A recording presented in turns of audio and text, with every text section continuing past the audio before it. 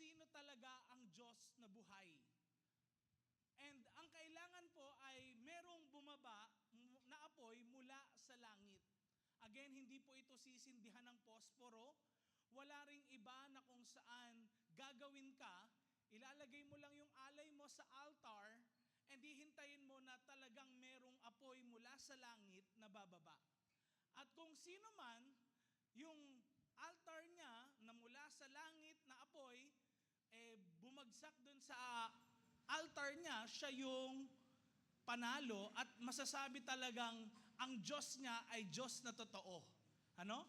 And at this time po, nagkaroon ng paligsahan kung saan ang mga followers po ni Baal, yun po yung small god at that time sa ancient Mesopotamia, na kung saan ang paraan po ng mga tao ng pag-worship kay Baal ay hindi po katulad ng ginagawa natin kanina. Diba? Sino dito nagtaas ka ng kamay sa worship? Diba?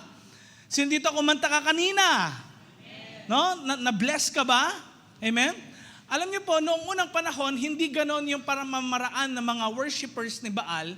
But ang ginagawa po nila ay sinasaktan nila ang kanilang mga sarili sa harapan ng kanilang God at inihintay nila na bumaba ang apoy galing sa langit para tupukin ang mga offerings nila.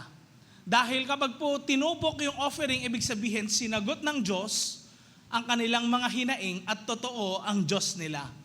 And alam niyo po, sa paligsahan na yon, ilang araw na po ang nakakalipas, talagang sugatan na ang maraming mga followers na ito. Actually, 850 nga sila na follower, pero wala pa rin pong nangyayari.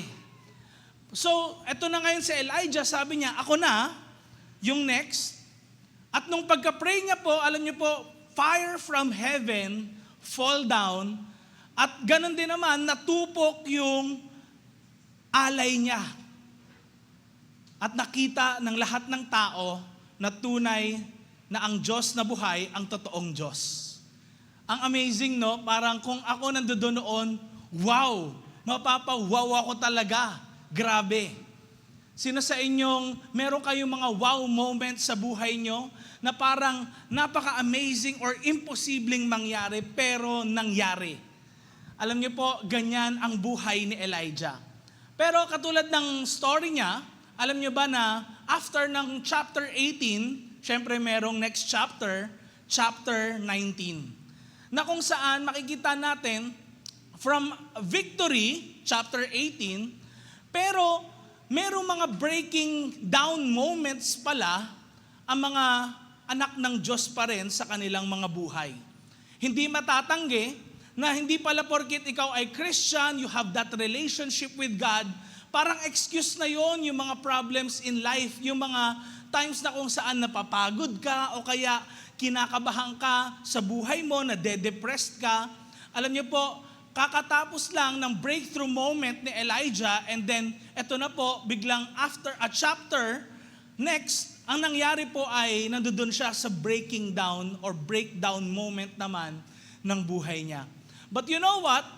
Sa chapter 19 po na ito, next slide please, Elijah didn't fall because he was weak.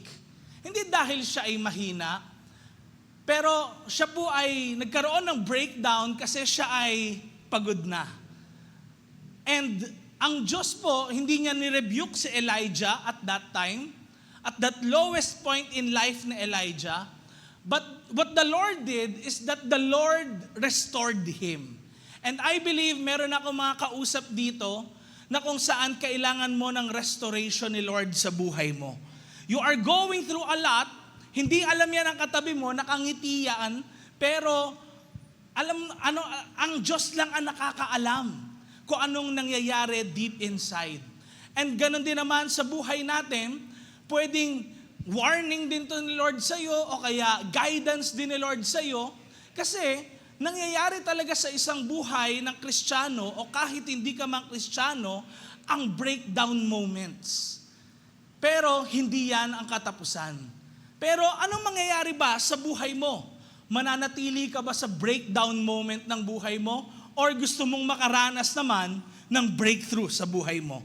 Ito yung topic natin po ngayong hapon na ito. Pwede ba nating malakas na isigaw? 1, 2, 3, go! Breakdown or breakthrough. Alin dyan yung gusto mong maranasan sa buhay mo? Of course, nakakaranas tayo na mag-breakdown dahil, next slide, tayo po ay pagod. Sino sa inyong maraming kapaguran na nararanasan sa buhay, sa trabaho, at marami pang iba? Marami rin sa inyo mga unmet expectations, kaya ka na-disappoint. And meron kang mga plano, hindi natutuloy. And lagi na lang, meron kang mga ine-expect sa buhay mo na pwedeng mangyari, tapos lagi na lang nauudlot or parang laging merong humahadlang sa mga bagay na yon. Or probably nafe-feel mo na ikaw na lang yung lumalaban, ikaw na lang talaga yung nagpupursige sa isang bagay. And kahit na sa relationship mo sa family, parang mag-isa ka na lang. Probably, ang nafe-feel mo ay loneliness. Mga kapatid, hindi tayo exempted sa lahat ng bagay na ito. Anxiety and depression, yan ang number 1 na kinakaharap ng maraming mga tao sa kapanahunan natin. Maraming din ngayon, kahit nanonood ka ngayon sa Facebook natin na live, probably nakaka-feel ka rin ng breaking down moments mo. But let me tell you, next slide, what feels like a breakdown in your life might actually be the place where God meets you. At muli kanyang papalakasin. At imbis na manatili ka sa breakdown moment mo, the Lord will launch you into your breakthrough. Sinong gusto ng breakthrough sa buhay niya? Amen? Alam niyo po, ang breakdowns, next slide please, often follow breakthroughs. We think, mga kapatid, na ang breakthrough parang yun na yung katapusan ng buhay. But life is actually a cycle. May time na nananalo tayo, may time na natatalo tayo. May time na kung saan naghihintay lang tayo, walang nangyayari sa buhay natin. Pero ito ang circle of life. Pero hindi porkit nanalo ka, yun na yung panghabang buhay na buhay mo. Sometimes actually, kapag tayo nagkakaroon ng breakthrough sa buhay natin, yun naman yung beginning ng breakdown ng ating buhay kung hindi tayo magiging careful. Sa 1 Kings chapter 19 verse 1 hanggang 4, ang sabi, si Ahab, siya po yung king ng Israel, at si Jezebel naman po, siya yung queen ng Israel. Ang sabi po, now Ahab told Jezebel everything Elijah had done and how he had killed all the prophets with the sword. Now, pwede kayong ma-taken aback, sasabihin nyo, bakit po pinatay ni Elijah yung mga prophets ni Baal? By the way, bago context po niyan, etong dalawa pong, itong mag-asawa na to, ang ginagawa po nila dahil hindi sila tagasunod ni Yahweh or ng one true God, ang Diyos na pinaglilingkuran natin, ang ginagawa po nila ay pinapatay nila lahat ng tagasunod ng Diyos. So, itong ginawa ni Elijah na to was actually self-defense. And tignan niyo po ang sabi, verse 2, next slide. So Jezebel sent a messenger to Elijah to say, may the gods, tignan niyo yung word, hindi God, anong sabi?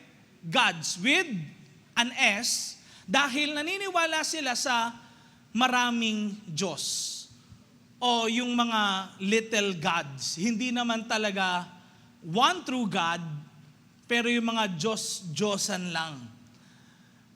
And anong sabi? May the gods deal with me, be it ever so severely. If by this time tomorrow, I do not make your life like that one of them. So gusto pong patayin ni Jezebel itong si Elijah.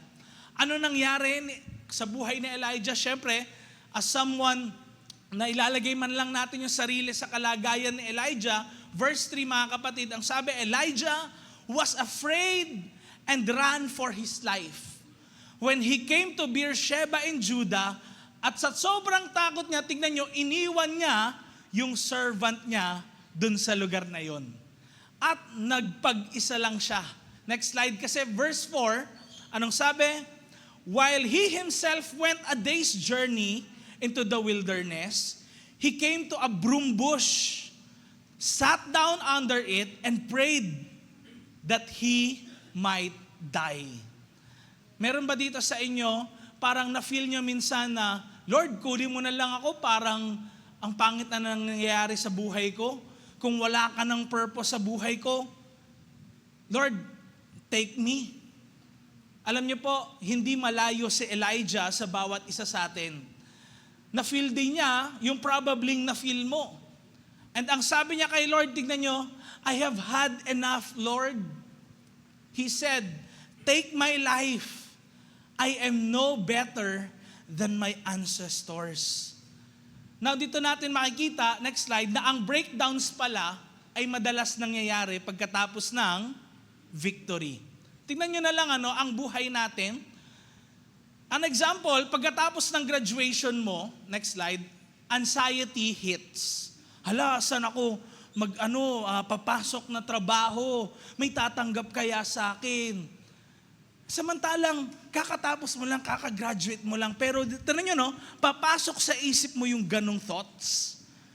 And then tinan nyo rin, sa panganganak, kaya rin merong postpartum depression, after nilang manganak, di ba parang dapat success, natapos na yung kabako, nung una na paano ba manganganak, then makakaranas ka ng ganon. Of course, dito nyo makikita, etong process na to, nangyayari talaga normally sa buhay ng isang tao. Amen? Amen? Nung na-promote ka, may imposter syndrome na pumapasok sa isipan mo. Ano yun? Na talaga ba? Deserve mo ba talaga yan? Diba parang minsan mafe-feel mo, ay ako yung pinili na mag-head ng ganitong group sa school namin, sa trabaho namin. Ay pinopromote ako ng boss ko. Parang di ko naman ata deserve yun. Napansin nyo, in our life, pwedeng nangyayari ang mga ganitong bagay. Yung fire mo nung Sunday, pwedeng maging fog ng Monday. Parang, wow, sabi mo, yes Lord, akin yung message na yun, yung word na yun, pero pagdating ng Monday, pwedeng nakalimutan mo yung message na yun ni Lord, tapos parang nadi-discourage ka in your life.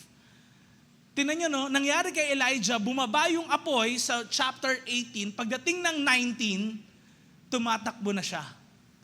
Nakita niya mismo, na-experience niya mismo yung miracle ni Lord, a fire from heaven fell down, tapos siya ngayon natatakot sa buhay niya. Kaya, next slide, just because mga kapatid, you won in public, doesn't mean you're not wounded in private. Hindi porket nanalo ka, kita ng mga tao sa paligid mo,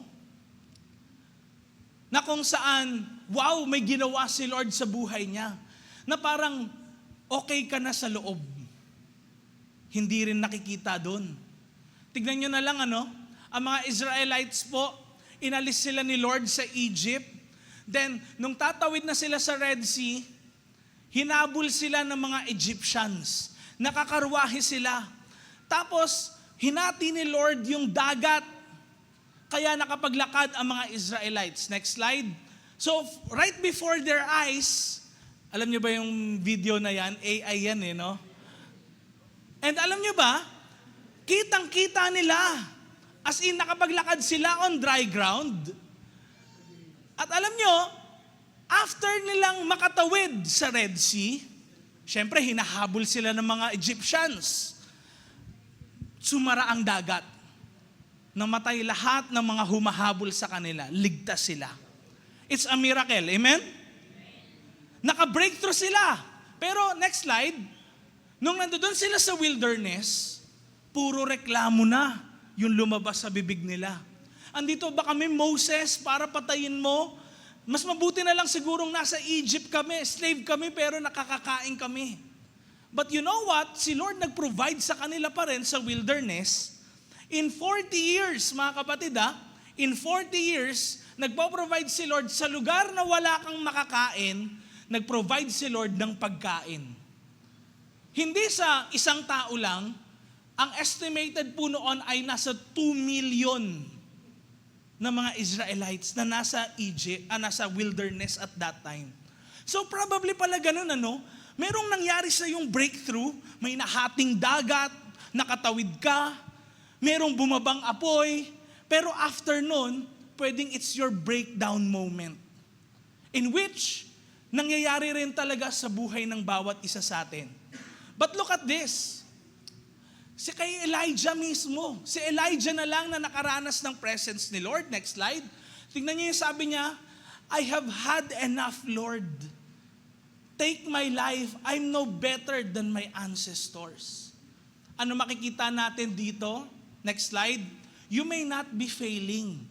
Hindi naman dahil sa nagfe-fail ka, but maybe you are in a post-breakthrough breakdown mode. Na totoong nangyayari talaga, this is real. That's human and that's Elijah. Ang kailangan lang tayo mag-ingat, syempre, kasi sometimes parang feeling natin, untouchable na tayo o kaya hindi na tayo pwedeng makaranas ng breakdown moments. Sometimes po, yung spiritual successes natin, it can trick us into thinking we're untouchable. Pero dito ka maging maingat. Kasi hindi naman porket meron kang magandang relationship kay Jesus, kay Lord, o kaya nag-church ka every Sunday, exempted ka na sa mga breakdown moments. It can happen to anyone. Pero the thing is, kaya ka umaten sa church, I believe, kapatid, you are here para ma-recharge ni Lord. Amen? Even strong people, mga kapatid, break when they don't recharge. And ito yung pag-asa na binibigay ng Diyos sa atin. That God doesn't abandon Elijah in his breakdown. Kaya kung ikaw man nakikinig ngayon, and you are in a breakdown season of your life, probably galing ka nga rin talaga sa breakup, sa relationship, probably hindi kayo nagkaintindihan ng family members mo, probably talagang ang hirap ngayon umusad sa finances, probably yung mga plans mo hindi natutuloy, o kaya naman marami ka ngayon na ginagawa, tapos parang wala talagang nangyayari, Parang nasa pause lang lahat. Remember, si Lord hindi niya iniwan si Elijah. At ganun din naman, hindi ka iniiwan ni Lord. Pwede bang sabihin mo sa person next to you, hindi ka iniiwan ni Lord? Come on, sa kabila rin, hindi ka iniiwan ni Lord. Amen. Number 2, God meets you in the middle of the mess. Ang Diyos po, kinakatagpo tayo sa gitna ng gulo sa buhay natin. Actually, minsan, hinahanap natin si Lord, pero most of the time sa buhay natin, siya mismo yung kakatagpo sa buhay ng bawat isa sa atin. Sa Old Testament, ang dami pong mga stories niyan, na kung saan si Lord mismo yung lumalapit sa mga taong nangangailangan, sa mga taong depressed, sa mga taong talagang wala ng pag-asa sa buhay nila. And isa na rin po doon si Elijah. Tingnan niyo po ang nangyari. Nung nasa bush siya, verse 5, sabay-sabay nga nating basahin. 1, 2, 3, go. Then he lay down under the bush and fell asleep. All at once, an angel touched him and said, "Get up and eat." Verse 6, 1, 2, 3, go. He looked around, and there by his head was some bread baked over hot coals and a jar of water. He ate and drank and then lay down again. Alam niyo po, tignan niyo, may angel ni Lord na humipo kay Elijah, tinapik siguro siya, sinabi sa kanya, "Oy, bangon na, kain na." Sino sa inyo yung gano'n na parang nasa down moments kayo ng buhay nyo, tapos sasabihin lang sa inyo, "Oh, halika na, kain na." Huwag ka nang malungkot. Sige, magpalakas ka ulit. This story actually reminds us, mga kapatid, na sa point ng buhay natin na raw, broken, isolated, God always show up. Si Lord, laging nandyan sa tabi natin. Tignan nyo ulit yung verse 5. Anong sabi doon? Tignan nga natin yung verse ulit. Sige, ano sabi? An angel touched him and said, ano daw? Get up and eat. Alam niyo po, sa pagkakataon to, naalala ko si Rev, yung nanay ko po, si Rev Ishbel, sabi niya sa akin, kapag time na nagsishare ako sa kanya, ang dami kong stress sa school, dami kong problema. Tapos lalo na, di ba, syempre kapag nagpe-prepare din sa wedding, talagang maraming gastusin, maraming isipin. Amen? Pero alam niyo ba, siya rin yung nagsasabi sa akin sometimes na, anak, meron akong niluto dyan na champurado para sa'yo. Sino sa inyong mga gano'n na minsan nilulutoan kayo ng mga parents din nyo? No? Pag halimbawa nakikita nilang talagang discouraged kayo, nangangailangan kayo ng tulong, kain. O kaya sometimes, yung friends natin. O kaya, mga people closest to us. Ano nangyayari sa atin? Stress, eating. Di ba? And sometimes, it's really needed sa buhay natin. Tignan nyo na lang yung nangyari kay Elijah. He was so stressed, depressed sa buhay niya, pero imbis na hindi siya kumain, ang sinasabi sa kanya ni Lord, kumain ka. Magpahinga ka. Next slide. Dito natin makikita, no, hindi ni Lord sinabi sa kanya na kulang ka lang sa pananampalataya, Elijah, kaya mo nararanasan yan. Hindi sinabi ni Lord yun. Kasi meron naman talagang faith si Elijah, but what he need is not that kind of encouragement. Kundi, next slide, anong sinabi ni Lord sa kanya? Ito, pagkain. Pahinga ka lang dyan. I'm still with you. Alam niyo po, ang unang response ni Lord, kasi mahilig tayo sa ganun parang, di ba kapag may na-discourage o kaya may bumagsak sa isang exam, parang sesermonan kagad. Di ba? Parang ganon. Ikaw kasi ganito, ganyan. Pero yung response ni Lord, tignan nyo, it's not a sermon, it's a support. All of us need something like that. Kaya halimbawa, 'di ba, kapag may kailangan akong sabihin sa iyo, sige, anong sasabihin natin? Sige, kape natin 'yan. It's a good thing. Bakit? We're doing the work of the Lord din sa buhay ng maraming mga tao. Amen? It's support. And sometimes di lang natin nakikita dahil nga nakangiti sa atin or probably kasama lang natin sa church. Pero maraming mga tao sa paligid din natin, they need support. Of course, syempre, kung mali naman talaga yung ginawa mo, kaya ka bumagsak sa exam, sesermonan ka talaga.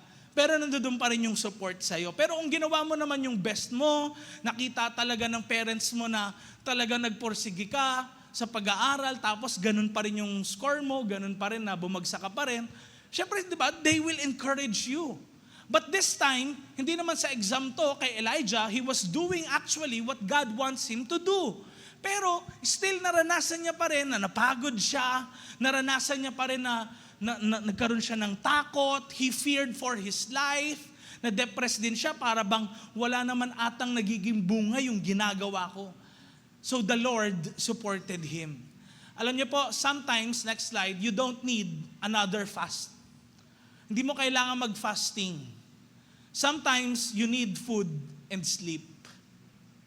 Pero wag dito sa church. Sabi mo sa katabi mo, wag dito. Okay? Pwede hindi mo kailangan ng prophetic word. Ang kailangan mo, moment para makahinga ka naman. And it happens sa buhay ng isang tao.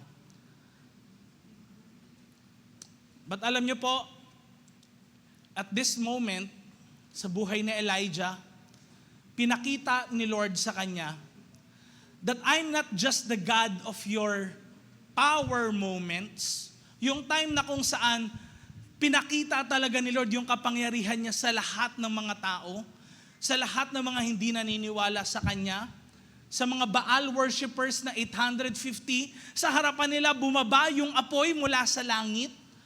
Pinakita ni Lord yung kapangyarihan niya. Akala natin minsan parang, sa mga miraculous moments lang, doon ko nafe-feel si Lord. Pero tignan nyo to, at the lowest point ng buhay ni Elijah, he was the God of his pain as well. Nakakalimutan natin na si God, hindi lang siya present sa mga miracles. Sa mga time na nafe-feel natin parang hopeless, o kaya parang nandoon tayo sa breaking moment ng buhay natin, tandaan mo kapatid, nandoon din si Lord. Sabihin mo sa katabi mo, kasama mo si Lord. Kaya tignan nyo yung nangyari, next slide. Chapter 18, ang sabi, yung apoy bumaba, pero the next chapter, parang wala bang nangyaring miracle sa buhay ni Elijah? Di ba? Bakit ganun yung kalagayan niya? Because it happens. Ito yung reality ng buhay sa bawat isa sa atin. After nyan, bumunta siya sa mountain and nagtago siya sa isang cave. Next slide. And alam niyo po, ni-reveal ni Lord ang sarili niya kay Elijah. At ito yung naging turning point ng buhay ni Elijah. Alam niyo po, dapat titira siya, 'di ba, sa isang hut, sa isang bahay. Pero si Elijah tumira siya sa isang cave. Dahil at that time, sa mga caves, doon talaga nagtatago yung mga tao na kailangan merong talaga sila, may mga, para hindi talaga sila mahanap, dahil nga gusto siyang patayin, doon siya nagtago. And the Lord said, sabi sa 1 Kings chapter 19 verse 11, "Go out and stand on the mountain in the presence of the Lord, for the Lord is about to pass." Verse 11, continuation, ang sabi, "Then a great and powerful wind tore the mountains apart and shattered the rocks before the Lord. But the Lord was not in the wind." Wala si Lord sa malakas na hangin. After the wind, there was an earthquake.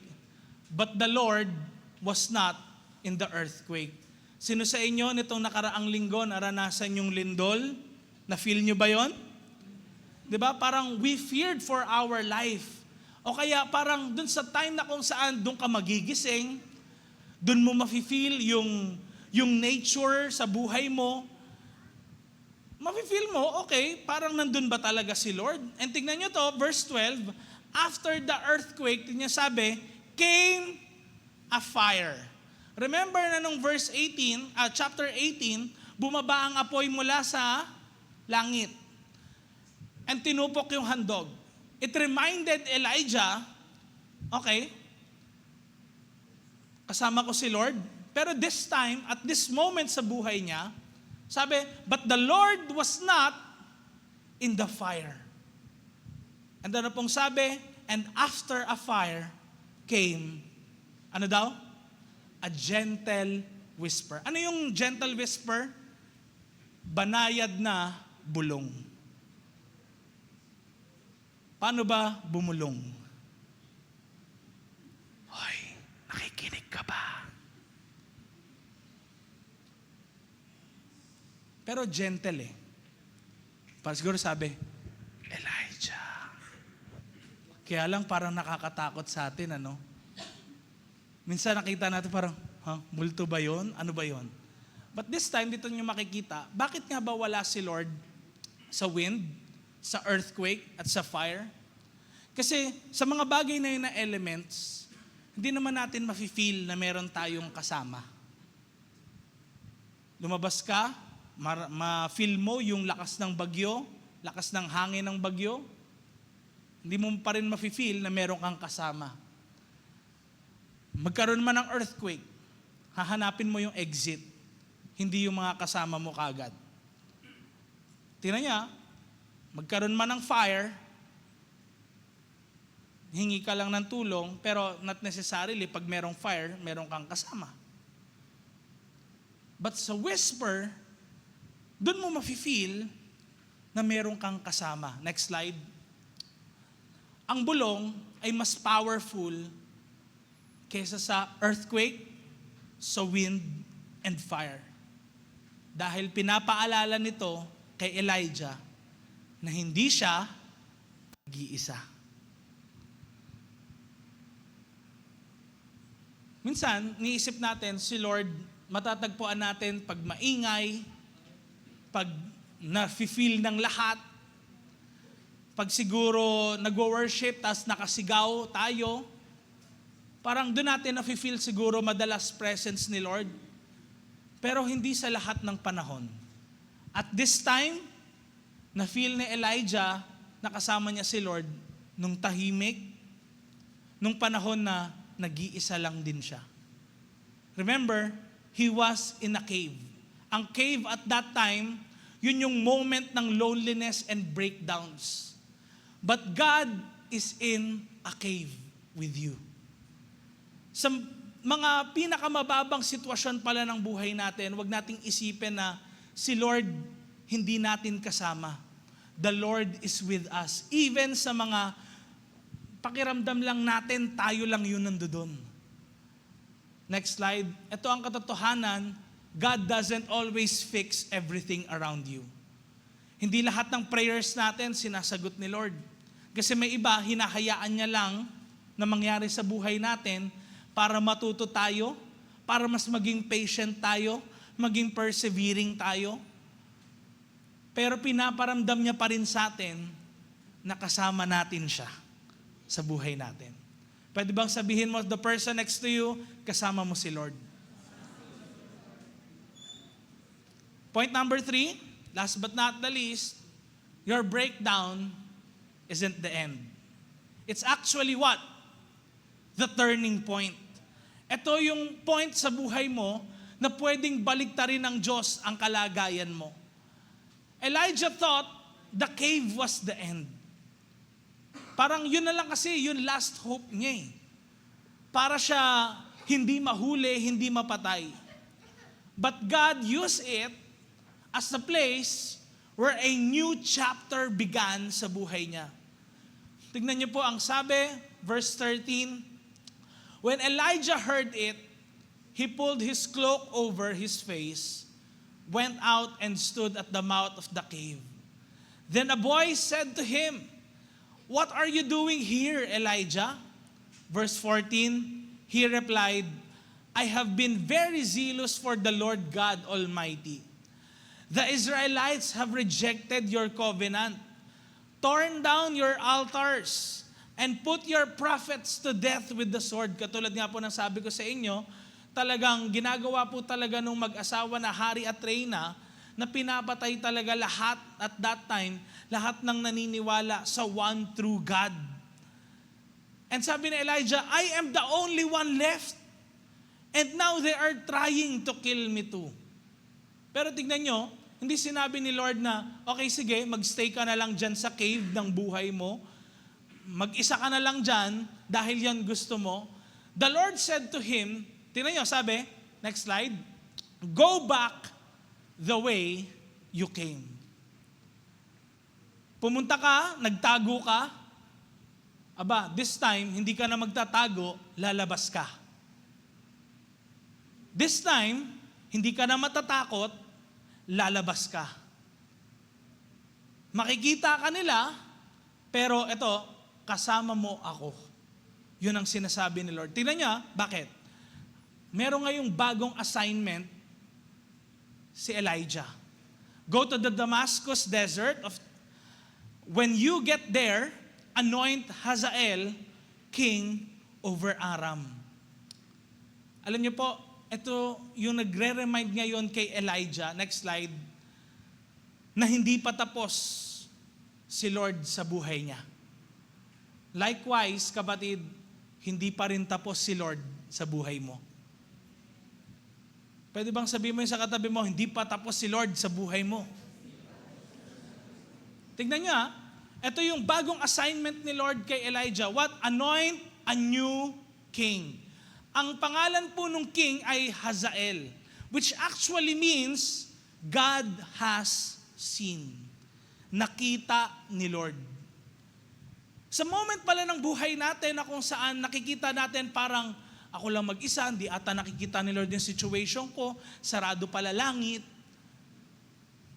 Nire-remind niya tayo na nakikita niya kahit yung mga bagay na feeling natin hindi naman dapat pansinin na ni Lord. And tignan niyo, sabi rin, appoint a new prophet. Sino? Ang pangalan ay Elisha naman. Elijah pangalan niya, ito pangalan, Elisha. Which means, God my salvation or deliverance. Makakalaya ako. Ibig sabihin, hindi pala ito yung situation ko na may stock up ako dito sa cave, may stock up ako dito sa breakdown moment ko. May pag-asa pala sa Panginoon na siya mismo yung tutulong sa akin para makaalis dito sa mess na ito. At yung mess na ito, magkaroon ng message sa maraming mga tao. Kung kaya alam niyo po, nagamit si Elijah pa rin sa maraming kaparaanan ng Panginoon after ng encounter niya na ito kay Lord. Next slide. Pwedeng inaakala mo, kapatid, dito na matatapos ang lahat. Pero baka dito pinakilala sa iyo ni Lord kung sino talaga siya sa buhay mo. And the Lord, hindi ka niya iiwan. Hindi ka niya pababayaan.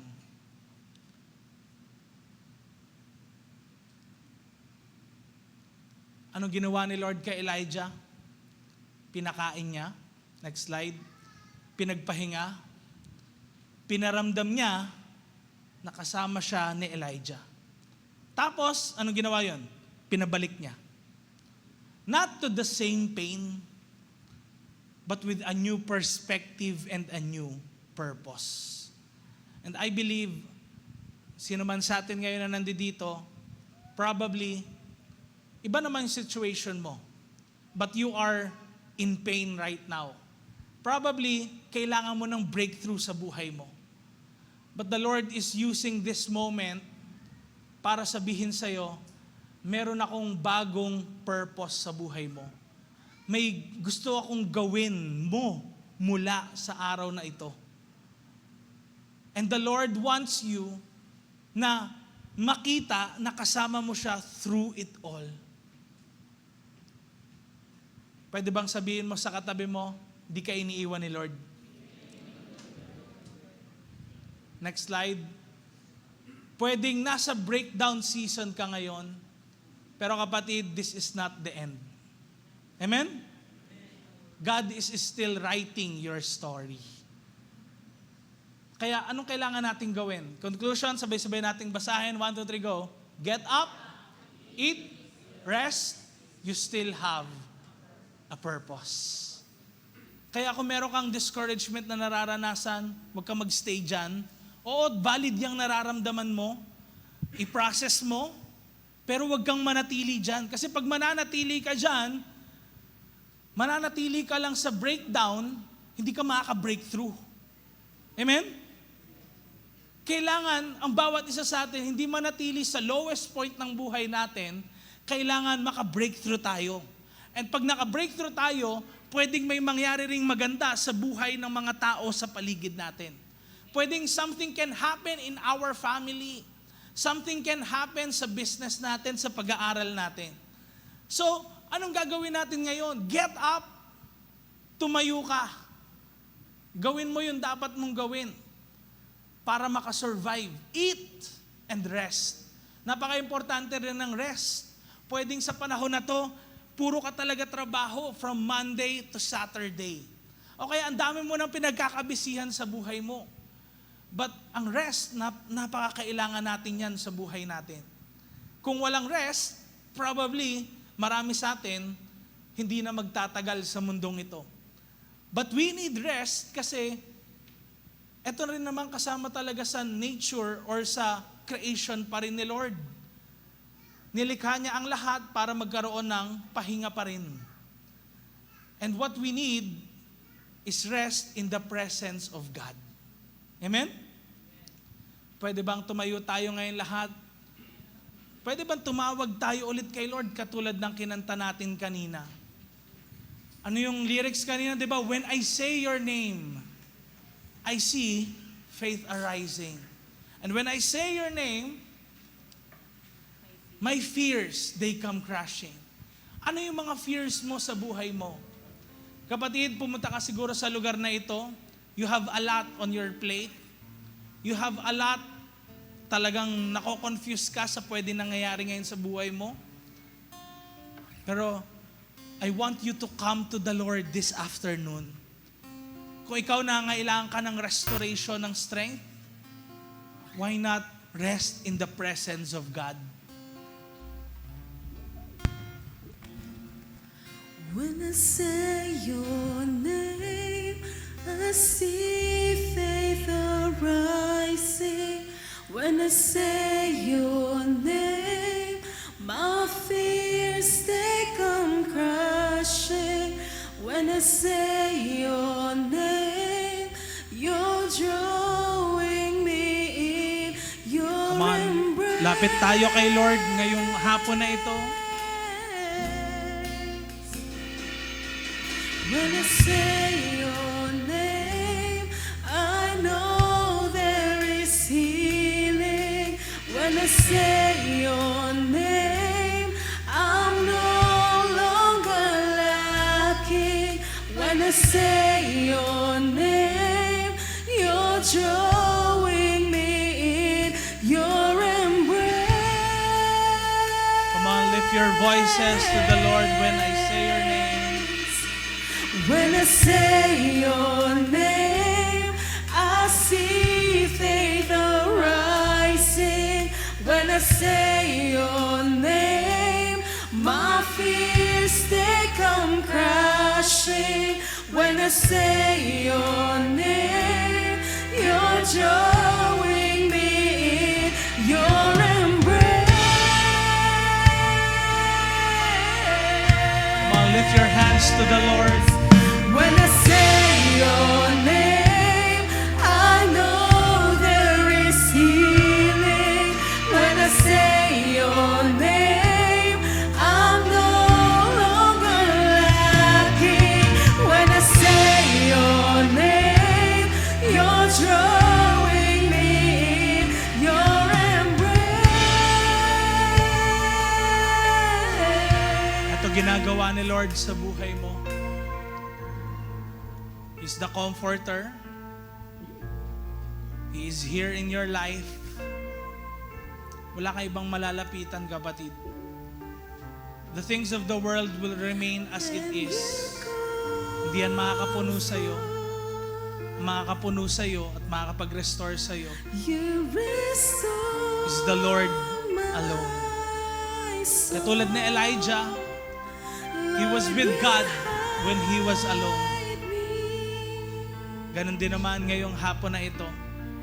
And you Ang pray ko, ang Holy Spirit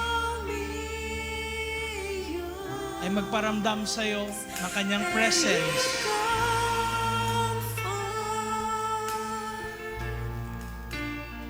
You restore my soul. Lord, you hide me. And you call me yours. And you comfort. You restore my soul. Lord, you hide me. And you call me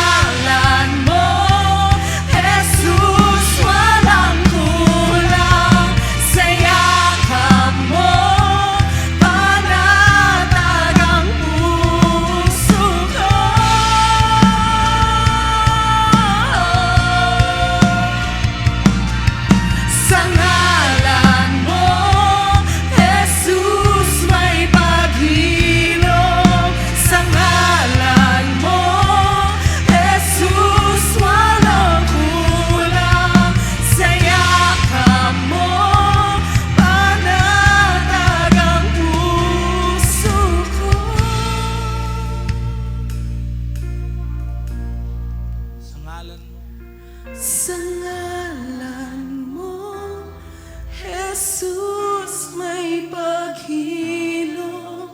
Sa ngalan mo, Jesus, walang kulang.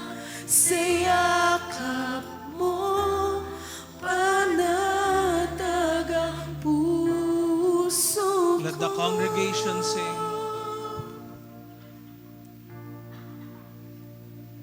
Sa ngalan mo, Jesus, may paghilom.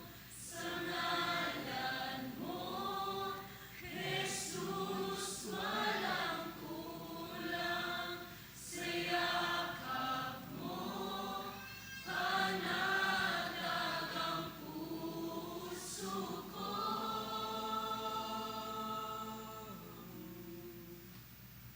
Sa ngalan mo, Jesus, may paghilom. Sa ngalan mo, Jesus, walang kulang. Sa yakap mo, panatag ang puso ko. Come on, lift your hands to heaven. I want to pray for you. Lord, nakikita niyo po yung pangailangan ng bawat isa sa kanila. Alam ko, Lord, hindi accident na dinako niyo sila sa lugar na ito. Lord, some of them talagang ubos na deep inside. Pagod, maraming alalahanin. Some of them are depressed sa mga relationships nila, finances nila.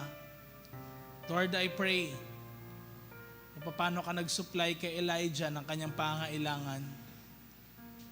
Yung solution din sa problema ng bawat isa sa kanila ay pagkaloob niyo. Lord, hindi ko man alam yung nangyayari sa kanilang mga buhay, pero batid niyo ang lahat ng mga ito. Holy Spirit, maramdaman po nila yung pagsama niyo, kapayapaan na nagmumula sa iyo. Lord, salamat dahil naramdaman namin that you are with us. Gabayan niyo sila, Panginoon, at huwag manakaw po na kaaway na dyablo ang mga tinanggap nila ngayong hapon na ito. Lord, wala kami ibang pinagkakatiwalaan kundi ikaw lamang. Binibigay namin sa iyo, Panginoon, lahat ng kapurihan at kapasalamatan sa nag-iisang pangalan, the name above all names, the name of our Lord and Savior, Jesus Christ. Amen and amen. Come on, can we give Jesus the best clap of praise? Mas malakas pa, come on, for the Lord. Amen.